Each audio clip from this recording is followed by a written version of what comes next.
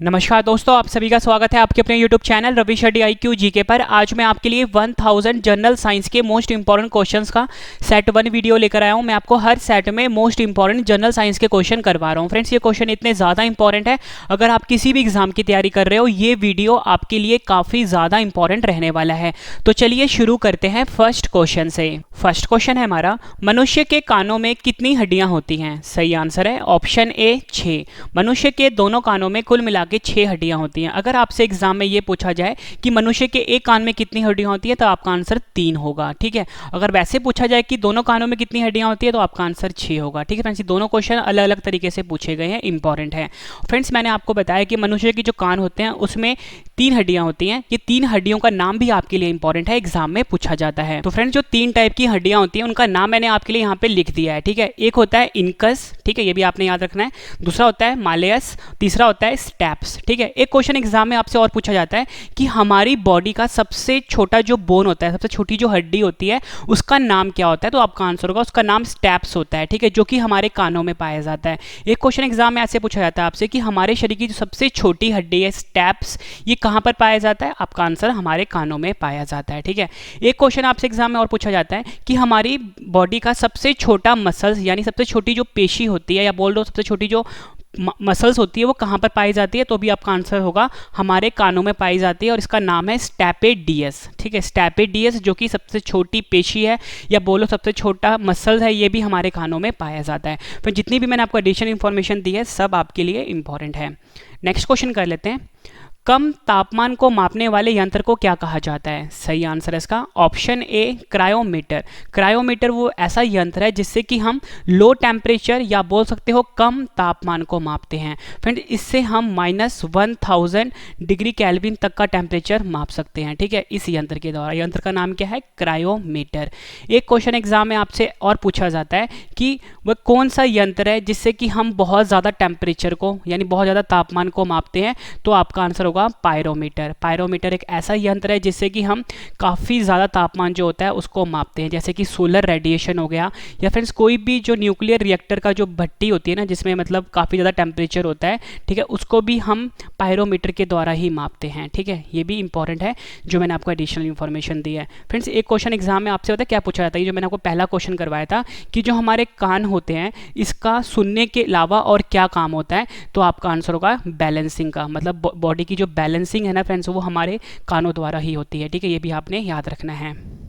Next question कर लेते हैं, ये भी काफ़ी इंपॉर्टेंट है, सूर्य और तारों पर ऊर्जा का स्रोत क्या है? सही आंसर है इसका ऑप्शन ए हाइड्रोजन का हीलियम में परिवर्तन। सूर्य और तारों पे जो फ्रेंड्स ऊर्जा का स्रोत होता है ना उसका मेन रीजन होता है कि जो हाइड्रोजन होते हैं वो हीलियम में परिवर्तित होते हैं। ठीक है, मोस्ट इंपॉर्टेंट क्वेश्चन है आपके एग्जाम के लिए। फ्रेंड्स, ये क्वेश्चन का जो आंसर है थोड़ा घुमा के दिया गया था। आप ज़्यादातर कहीं पर भी पढ़ते होंगे ना, आप पढ़ते होंगे नाभिकीय संलयन। ठीक है, यहाँ पे लिख देता हूँ नाभिकीय संलयन पढ़ते होंगे। ठीक है, यहाँ पे लिख देता हूँ नाभिकीय संलयन, या फिर आप इसको बोल सकते हो न्यूक्लियर फ्यूजन। ठीक है, न्यूक्लियर फ्यूजन रिएक्शन जो होता है इसके द्वारा तो सूर्य और तारों पर ऊर्जा पैदा होता है। ठीक है, तो फ्रेंड्स ये जो न्यूक्लियर फ्यूजन होता है या नाभिकीय संलयन होता है ना, इसमें पता है क्या होता है, जो हाइड्रोजन के जो आइसोटोप्स होते हैं वो हीलियम में चेंज होते हैं। तो दोनों चीज़ एक ही है। ठीक है, बट यहाँ पे घुमा के पूछा गया था कि घुमा के दिया गया था कि हाइड्रोजन का हीलियम में परिवर्तन ही सूर्य और तारों पर ऊर्जा का स्रोत होता है। ठीक है, यहाँ पे फ्रेंड्स हम बात करते हैं न्यूक्लियर फ्यूजन की, जिसमें मैंने आपको बताया कि जो हाइड्रोजन होता है वो हीलियम में चेंज होता है। इसमें फ्रेंड्स क्या होता है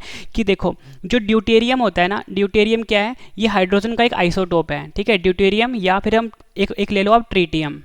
ठीक है, ट्रीटियम ये भी इसी का आइसोटोप है हाइड्रोजन का। इसको हम फ्यूज़ करवाते हैं। ठीक है, फ्यूज़ करवाते हैं। ठीक है, मतलब काफ़ी ज़्यादा तेज़ी से आपस में हिट करवाते हैं। फ्यूज़न रिएक्शन स्टार्ट होता है जब फ्रेंड्स ये ब्रेक होगा ना, तो ये ब्रेक होगा एक हीलियम में। ठीक है, हीलियम में ब्रेक होगा और साथ में बहुत सारी एनर्जी रिलीज होगी, बहुत सारी साथ में एनर्जी रिलीज होगी और साथ में न्यूट्रॉन रिलीज होगा। ठीक है, तो आप यहाँ पे देख सकते हो कि जो हाइड्रोजन था ये कन्वर्ट किस में हुआ? हीलियम में कन्वर्ट हुआ। तो यही हमारा आंसर था कि हाइड्रोजन का जो हीलियम में परिवर्तन होता है उसको हम न्यूक्लियर फ्यूजन कहते हैं या नाभिकीय संलयन कहते हैं, और इसी के द्वारा सूर्य पर एनर्जी पैदा होती है। ठीक है, यानी सूर्य पर ऊर्जा पैदा होती है। नेक्स्ट क्वेश्चन कर लेते हैं, मनुष्य की सुनने की क्षमता कितनी होती है? सही आंसर है ऑप्शन बी 20 हर्ट्ज से लेके 20,000 हर्ट्ज तक।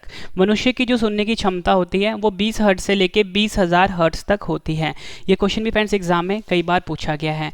फ्रेंड्स ये जो हर्ट्ज है ना, आपसे एग्जाम में पूछा जाता है कि हर्ट्ज किसकी यूनिट होती है, तो आपका आंसर होगा हर्ट्ज जो होती है ये फ्रीक्वेंसी की यूनिट होती है। और फ्रेंड्स हम फ्रीक्वेंसी को आवृत्ति भी बोलते हैं, ठीक है, ये भी आपने याद रखना। और इसकी यूनिट होती है हर्ट्ज, ठीक है, ऐसे लिखते हैं इसको हर्ट्ज, और शॉर्ट फॉर्म में हम लिखते हैं HZ से। और जो मनुष्य की सुनने की क्षमता होती है वो 20 हर्ट्ज से 20,000 हर्ट्ज तक होती है, ये भी आपने याद रखना है, इंपॉर्टेंट क्वेश्चन है। नेक्स्ट क्वेश्चन कर लेते हैं, सौर ऊर्जा को विद्युत ऊर्जा में बदलने वाले यंत्र को क्या कहा जाता है? सही आंसर है इसका ऑप्शन ए फोटोवोल्टिक सेल। सौर ऊर्जा को विद्युत ऊर्जा में बदलने वाले यंत्र को फोटोवोल्टिक सेल कहा जाता है। इंपॉर्टेंट क्वेश्चन रहेगा आपके एग्जाम के लिए। फ्रेंड्स यहाँ पे बात हो रही है सौर ऊर्जा की। सौर ऊर्जा को हम सोलर एनर्जी भी बोलते हैं। क्या बोलते हैं? सोलर एनर्जी भी बोलते हैं। ऐसी एनर्जी यानी ऐसी ऊर्जा जो कि हमें सूर्य से प्राप्त होती है उसको हम सौर ऊर्जा कहते हैं, या बोल सकते हो सोलर एनर्जी बोलते हैं, ठीक है। अब हमारा क्वेश्चन ये था कि ये जो सूर्य से मिलने वाली जो सौर ऊर्जा होती है इसको अगर हम विद्युत ऊर्जा में बदलते हैं यानी इलेक्ट्रिक एनर्जी में बदलते हैं तो उस यंत्र को क्या बोलते हैं? तो आपका आंसर फोटोवोल्टिक सेल होगा, ठीक है। एग्जाम्पल देता हूं मैं आपको। आपने छतों के ऊपर देखा होगा सोलर पैनल्स लगे होते हैं, ठीक है। सोलर पैनल्स क्या होते हैं फ्रेंड्स? कुछ ब्लैकिश टाइप की ग्लास शीशे के होते हैं ना, ये एक तरह का फोटोवोल्टिक सेल ही होता है जो कि सूर्य से एनर्जी लेता है, मतलब सूर्य की जो रोशनी होती है उसको बदल देता है ये विद्युत ऊर्जा में, ठीक है। एग्जाम्पल एक और देता हूँ। आपने कैलकुलेटर देखे होंगे, आपके घर में जो कैलकुलेटर होता है, कैलकुलेटर की यहाँ पे स्क्रीन होती है, उसके नीचे फ्रेंड्स एक काले रंग का छोटा सा शीशा लगा होता है, शीशा सा कुछ लगा होता है। ये भी एक तरह का फोटोवोल्टिक सेल ही होता है जो कि जब इसे आप धूप में रखोगे आपका जो मतलब कैलकुलेटर है ये चार्ज हो जाएगा। तो ये भी फोटोवोल्टिक सेल का ही एग्जाम्पल है, ठीक है। ये भी आपने याद रखना है, एग्जाम में पूछा जाता है। नेक्स्ट क्वेश्चन कर लेते हैं, पृथ्वी के केंद्र पर गुरुत्व के कारण त्वरण एक्सेलरेशन ड्यू टू ग्रेविटी का मान क्या होता है? सही आंसर है ऑप्शन बी 0। पृथ्वी के केंद्र पर गुरुत्व के कारण त्वरण यानी जिसे कि हम एक्सेलरेशन ड्यू टू ग्रेविटी भी बोलते हैं का मान जो होता है 0 होता है। फ्रेंड्स एक रिलेशन होता है, उस रिलेशन को आपको याद रखना। उस रिलेशन के कारण ही जो एक्सेलरेशन ड्यू टू ग्रेविटी यानी गुरुत्व के कारण जो त्वरण है पृथ्वी के केंद्र पर 0 होता है। फ्रेंड्स वो जो रिलेशन है वो है G = capital G m1 m2 upon r square, ठीक है। r क्या है? रेडियस ऑफ द अर्थ है, या बोल सकते हो जो पृथ्वी है उसकी त्रिज्या है। ये रिलेशन आपको याद रखना है, G = बड़ा G m1 m2 upon r square. इस रिलेशन को जब फ्रेंड्स आप डिराइव करोगे ना तो आपको ये पता लग गया कि जो गुरुत्व के कारण त्वरण जो होता है पृथ्वी के केंद्र पर 0 आता है, ठीक है। नेक्स्ट क्वेश्चन कर लेते हैं, चुंबकीय प्रेरण क्षेत्र जिसे कि हम इलेक्ट्रोमैग्नेटिक इंडक्शन भी बोलते हैं का SI इकाई क्या होता है? सही आंसर है ऑप्शन ए टेस्ला।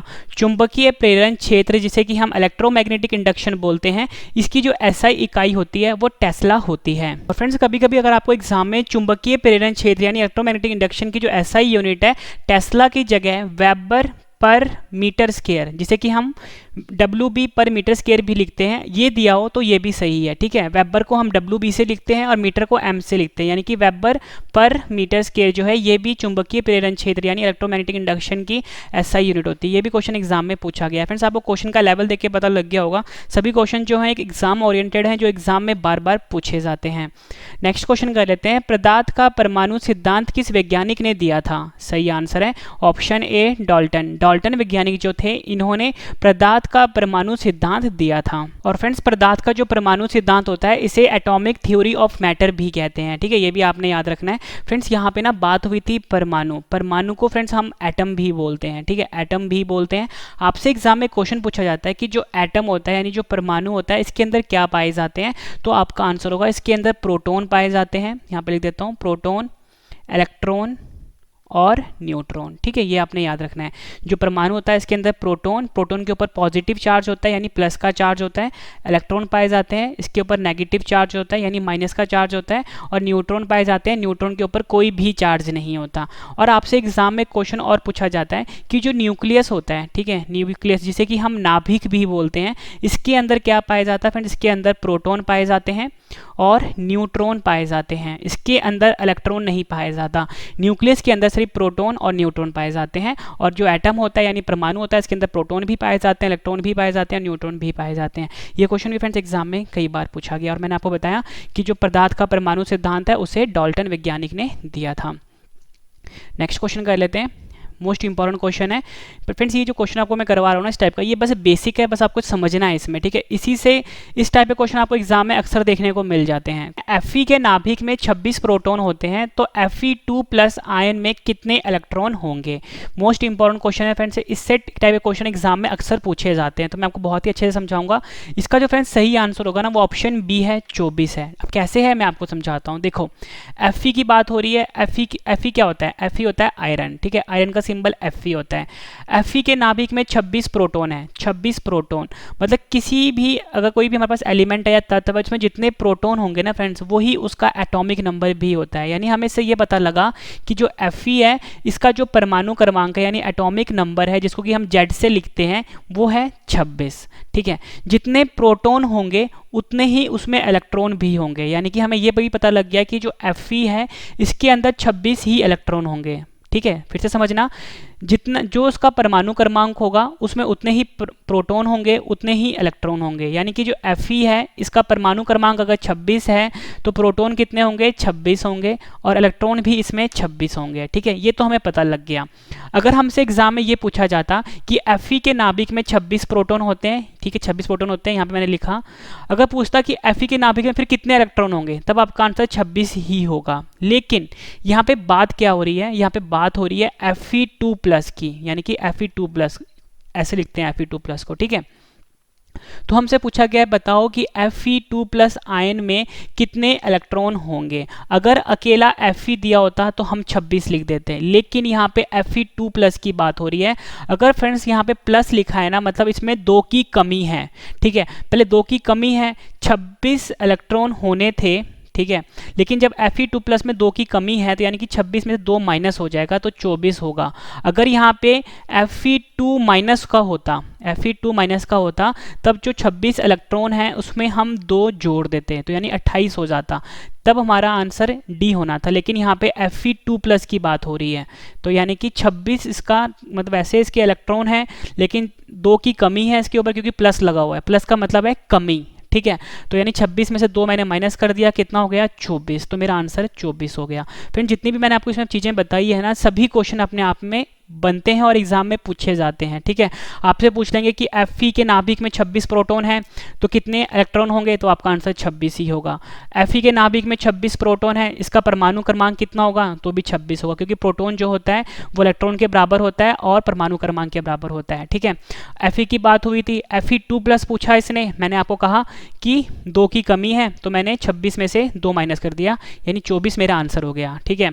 अगर यहाँ पे 3+ लिखा होता, ठीक है, Fe3+ लिखा हो तो मैं 26 में से फिर 3 माइनस करता, ठीक है। ये तो बात हो गई प्लस की। वैसे ही मैंने आपको यहाँ पे समझाया माइनस वाला कि अगर Fe2- पूछता तो यानी कि माइनस लगा हुआ है, मतलब इसमें 2 ज़्यादा है, तो हम 26 में 2 प्लस कर देंगे तो हमारा आंसर 28 हो जाता, ठीक है फ्रेंड। जितने भी कंसेप्ट बताए हैं आपने ध्यान से समझना है, कहीं पर नोट्स बना लो, एग्जाम में क्वेश्चन पूछे जाते हैं। नेक्स्ट क्वेश्चन कर लेते हैं, ये भी काफ़ी इंपॉर्टेंट क्वेश्चन है और मैं आपको इसमें कंसेप्ट से समझाऊंगा। किसी तत्व का परमाणु क्रमांक 17 है तथा उसका द्रव्यमान संख्या 36 है, तब उस परमाणु में न्यूट्रॉनों की संख्या क्या होगी। फिर देखो क्वेश्चन क्या कह रहा है कि हमारे पास कोई तत्व है, उसका जो परमाणु क्रमांक को मैंने आपको बताया था कि एटॉमिक नंबर भी बोलते हैं, और इसको हमेशा हम लिखते हैं बड़े Z से, यानी कैपिटल Z से।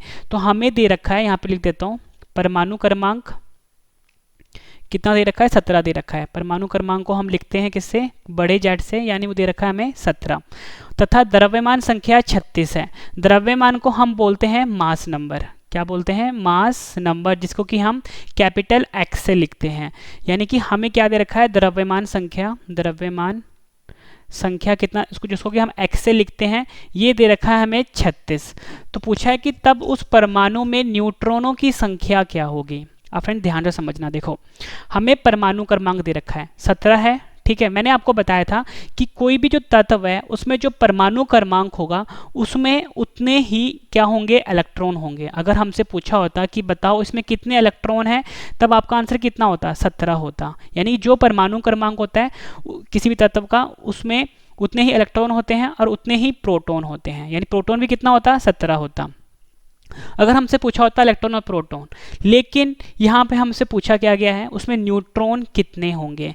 तो फ्रेंड्स एक फॉर्मूला होता है, हमेशा याद रखना कि अगर कोई भी तत्व है, अगर हमें उसमें से न्यूट्रॉन की संख्या ज्ञात करनी है, मतलब फाइंड करनी है, तो उसका फॉर्मूला होता है total number of neutron is equal to जो उसका द्रव्यमान संख्या होगा, ध्यान सुनना, जो उसका द्रव्यमान संख्या जिसको कि हम एक्स से लिखते हैं, उसमें से हम माइनस करेंगे उसका परमाणु क्रमांक।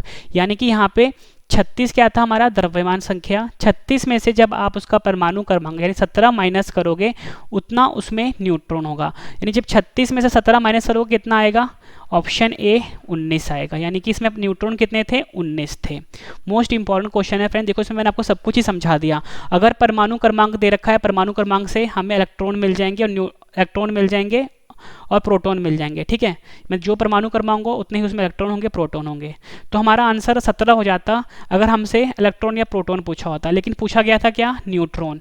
तो न्यूट्रॉन मैंने आपको बताया कि द्रव्यमान में से जब आप परमाणु क्रमांक को घटा दोगे उतना ही उसमें न्यूट्रॉन होगा, यानी कि x माइनस जेड करेंगे, यानी द्रव्यमान में से परमाणु क्रमांक जब घटाएंगे तो 19 आया हमारा आंसर, और ये हमारा न्यूट्रॉन की संख्या थी।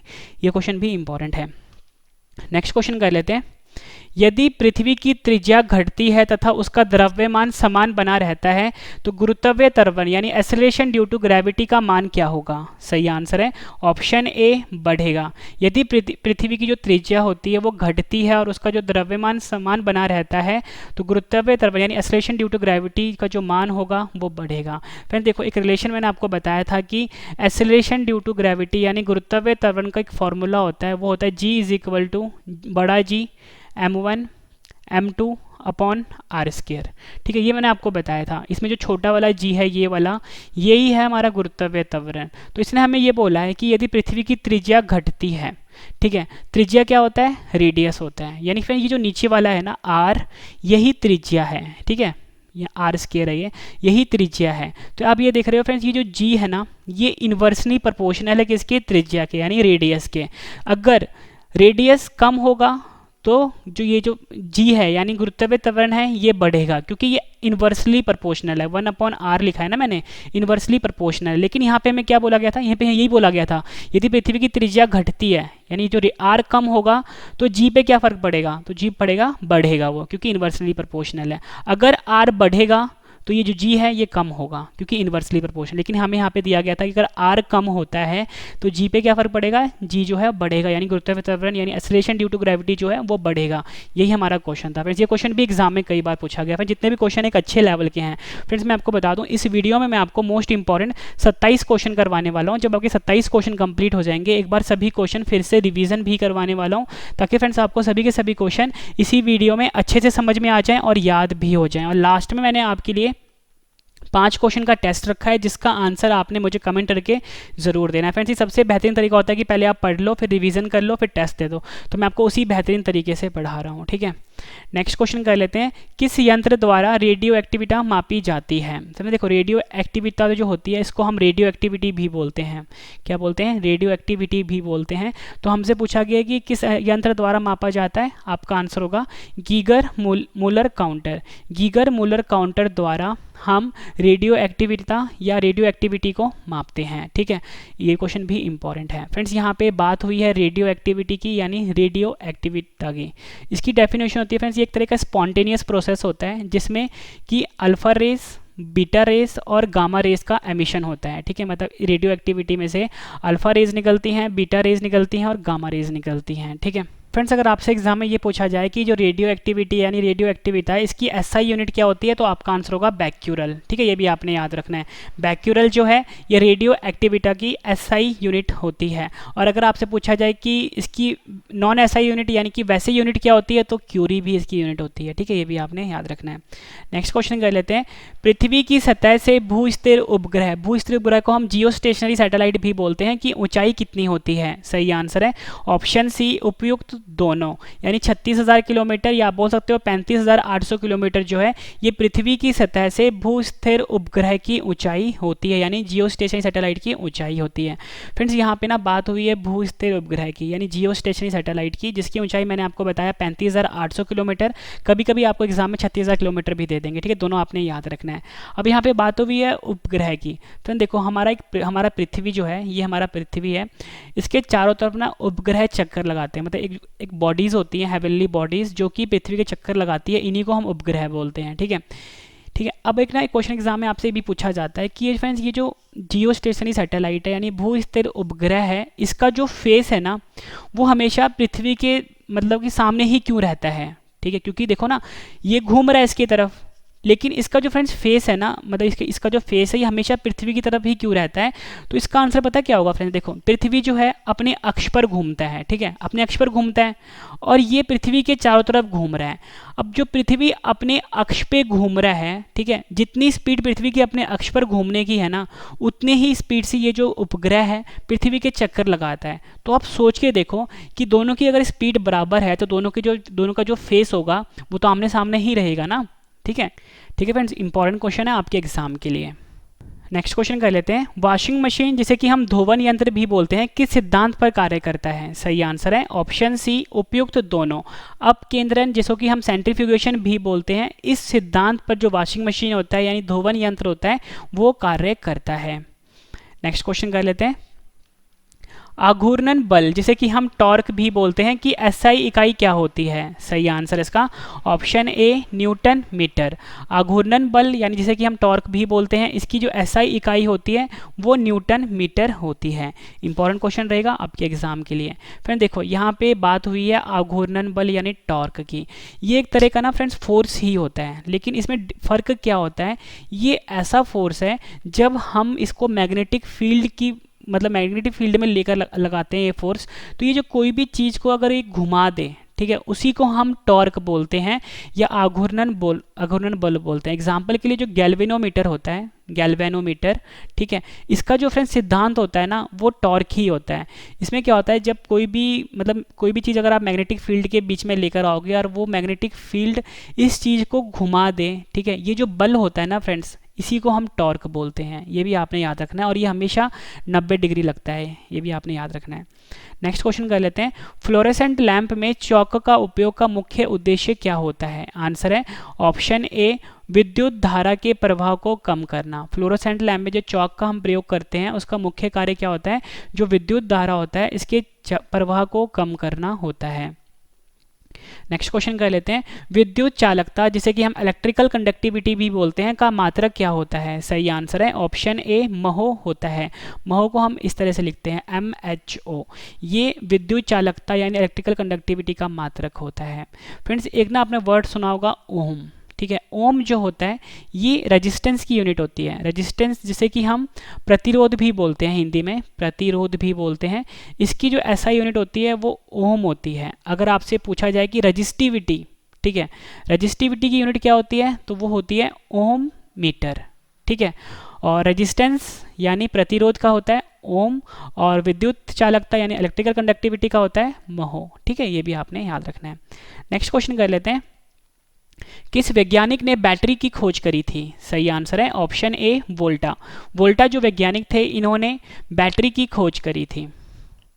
नेक्स्ट क्वेश्चन कर लेते हैं, परमाणु जिसे कि हम एटम भी बोलते हैं का आकार कितना होता है। फ्रेंड्स मैंने आपको ऊपर ही बताया था, जो परमाणु होता है यानी जो एटम होता है इसके अंदर तीन चीज़ें होती हैं। एक होता है प्रोटॉन, ठीक है, जिसके ऊपर प्लस चार्ज होता है, दूसरा होता है इलेक्ट्रॉन जिसके ऊपर माइनस का चार्ज होता है, और तीसरा होता है न्यूट्रॉन, न्यूट्रॉन के ऊपर कोई भी चार्ज नहीं होता। अब हमसे पूछा गया ये जो परमाणु यानी एटम होता है इसका आकार कितना होता है। सही आंसर है ऑप्शन सी, उपयुक्त दोनों।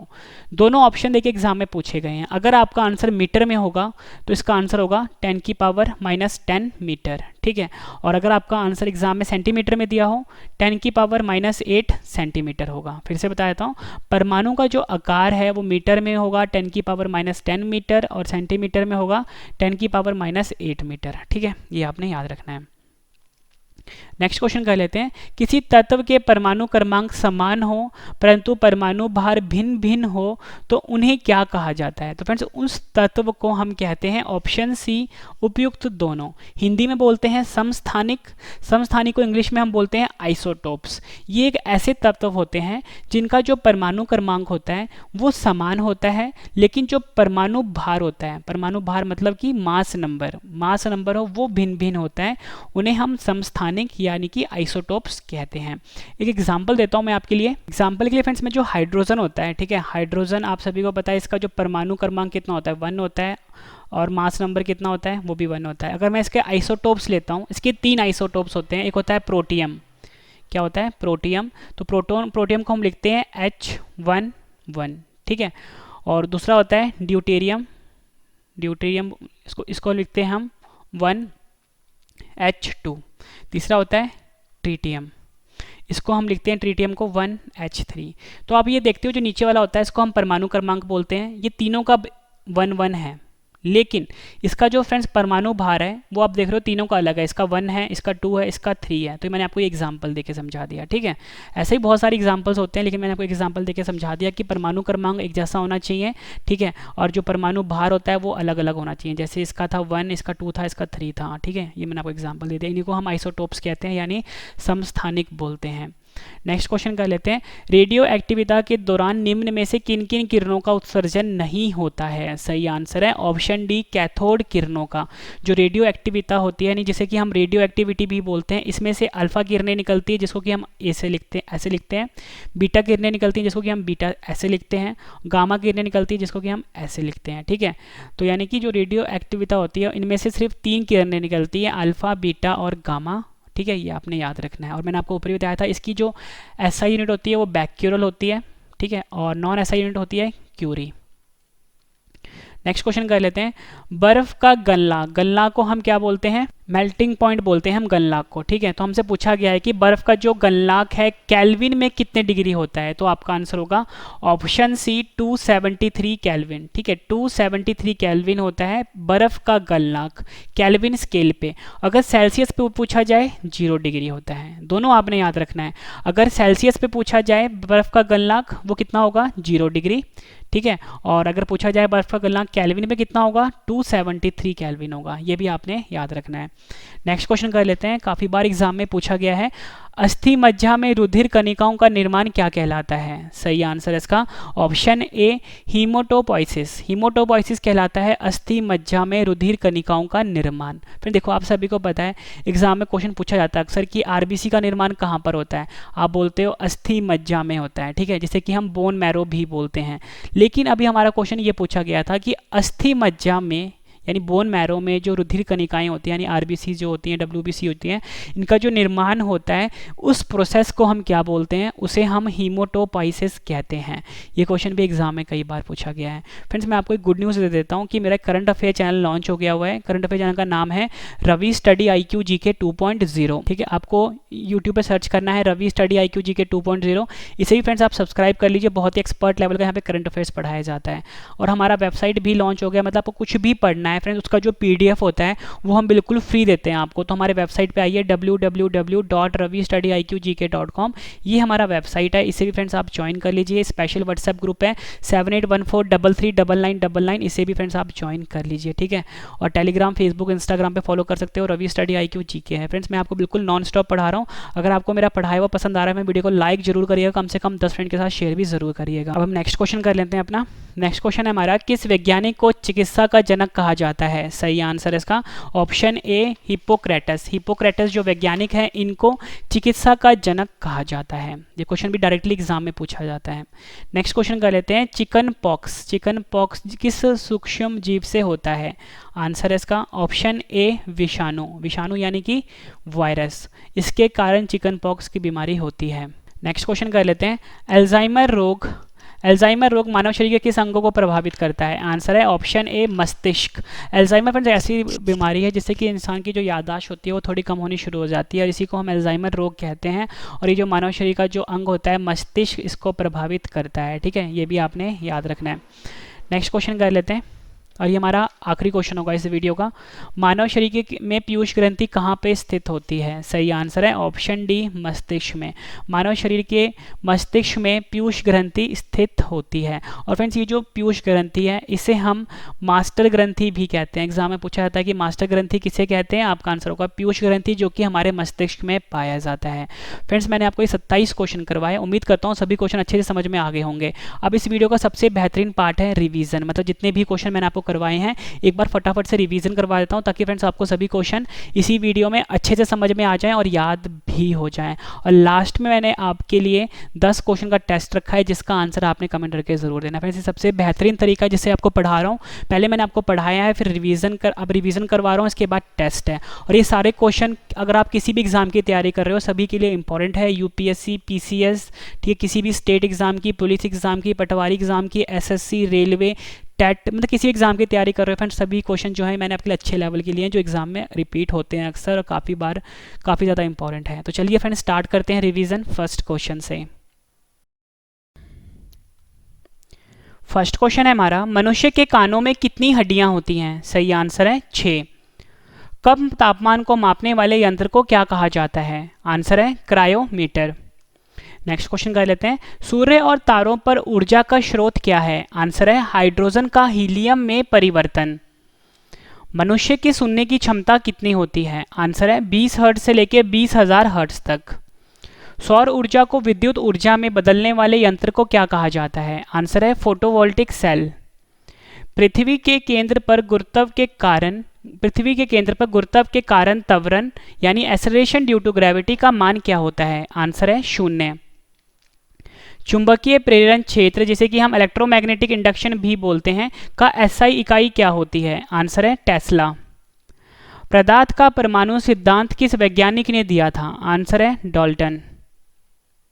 नेक्स्ट क्वेश्चन कर लेते हैं, Fe के नाभिक में 26 प्रोटॉन होते हैं, तो Fe2+ आयन में कितने इलेक्ट्रॉन होंगे? आंसर है 24। किसी तत्व का परमाणु क्रमांक 17 है तथा द्रव्यमान संख्या 36 है, तब उस परमाणु में न्यूट्रॉनों की संख्या क्या होगी? आंसर है 19। यदि पृथ्वी की त्रिज्या घटती है और उसका द्रव्यमान समान बना रहता है, गुरुत्वीय त्वरण यानी एक्सेलरेशन ड्यू टू ग्रेविटी का मान क्या होगा? आंसर है बढ़ेगा। नेक्स्ट क्वेश्चन कर लेते हैं, किस यंत्र द्वारा रेडियो एक्टिविटी मापी जाती है? आंसर है गीगर मूलर काउंटर।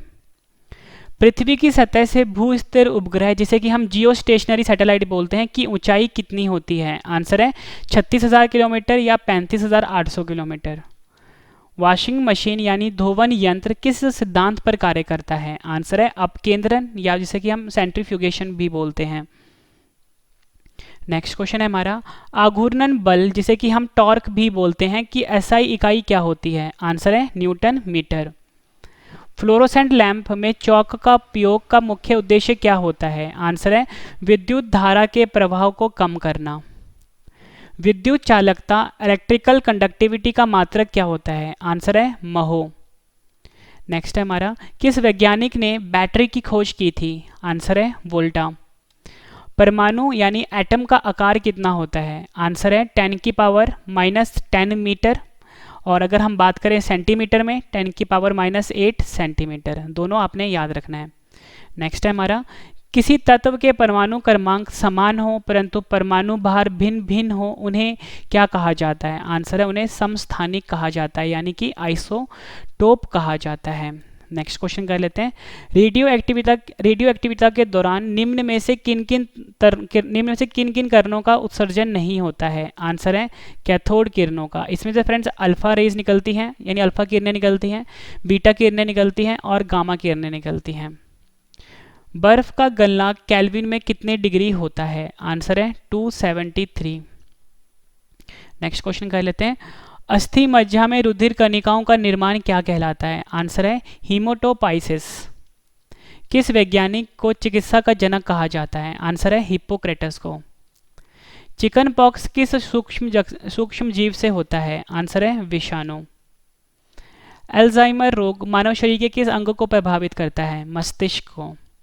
आखिरी क्वेश्चन कर रहे हैं रिवीजन का, इसके बाद 10 क्वेश्चन का मैंने आपके लिए टेस्ट रखा है। मानव शरीर में पीयूष ग्रंथि कहाँ पर स्थित होती है? आंसर है मस्तिष्क में स्थित होती है।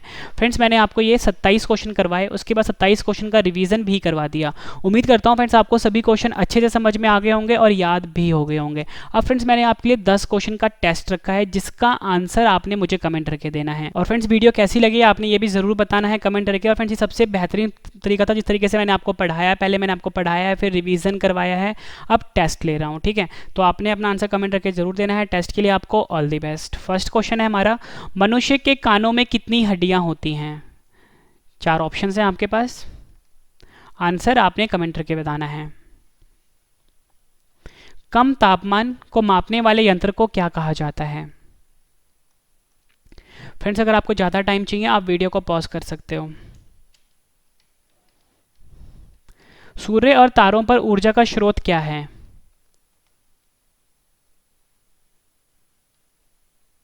चार ऑप्शंस हैं आपके पास, आंसर आपने कमेंट करके बताना है।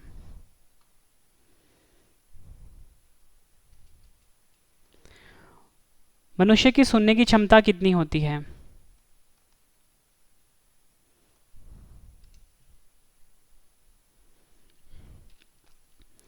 नेक्स्ट क्वेश्चन कर लेते हैं, सौर ऊर्जा को विद्युत ऊर्जा में बदलने वाले यंत्र को क्या कहा जाता है?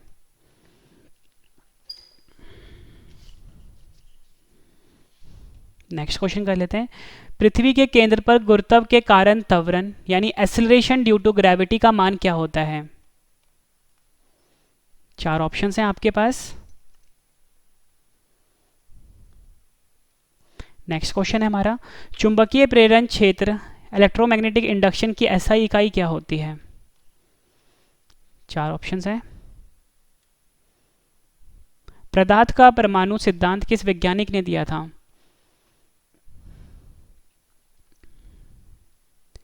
नेक्स्ट क्वेश्चन कर लेते हैं टेस्ट का, Fe के नाभिक में 26 प्रोटॉन होते हैं तो Fe2+ आयन में कितने इलेक्ट्रॉन होंगे? आखिरी क्वेश्चन कर रहे हैं टेस्ट का, किसी तत्व का परमाणु क्रमांक 17 है तथा उसका द्रव्यमान संख्या 36 है, तब उस परमाणु में न्यूट्रॉनों की संख्या क्या होगी? आंसर आपने कमेंट करके बताना है। फ्रेंड्स मैंने आपको ये 27 क्वेश्चन करवाए, फिर 27 क्वेश्चन का रिवीजन भी करवा दिया, 10 क्वेश्चन का टेस्ट भी ले लिया। उम्मीद करता हूँ फ्रेंड्स आपको वीडियो बहुत पसंद आई होगी। वीडियो पसंद आई तो वीडियो को लाइक जरूर करिए, कम से कम 10 फ्रेंड के साथ शेयर भी ज़रूर करिए। और फ्रेंड्स आपकी डिमांड आ रही होगी इसकी PDF। तो फ्रेंड्स आपको जो भी क्वेश्चन पढ़ना है, जो भी वीडियोज़ मैं आपको डालता हूँ, अगर आपको बाद में पढ़ना है तो आपको कोई भी PDF या पैसे खर्च करने की ज़रूरत नहीं पड़ेगी, क्योंकि मैं जो भी आपको पढ़ाता हूँ सारा का सारा कॉन्टेंट आपके लिए बिल्कुल फ्री है। आपको जो भी पढ़ना है मेरे वेबसाइट पर जाकर पढ़ सकते हो। वेबसाइट का नाम है www.ravistudy.com। ये मेरे वेबसाइट का नाम है फ्रेंड्स, यहाँ से जाके आप पढ़ सकते हो, ठीक है। www.ravistudy.com। मेरा स्पेशल व्हाट्सएप नंबर है 7814339999। इसे भी फ्रेंड्स आप ज्वाइन कर लीजिए। नया करंट अफेयर चैनल है रवि स्टडी IQ GK 2.0, इसे भी सब्सक्राइब कर लीजिए। टेलीग्राम, फेसबुक, इंस्टाग्राम पे फॉलो कर सकते हो, रवि स्टडी IQ GK नाम से है। तो फ्रेंड्स अब हम मिलते हैं नेक्स्ट वीडियो में। Thank you and wish you all the best.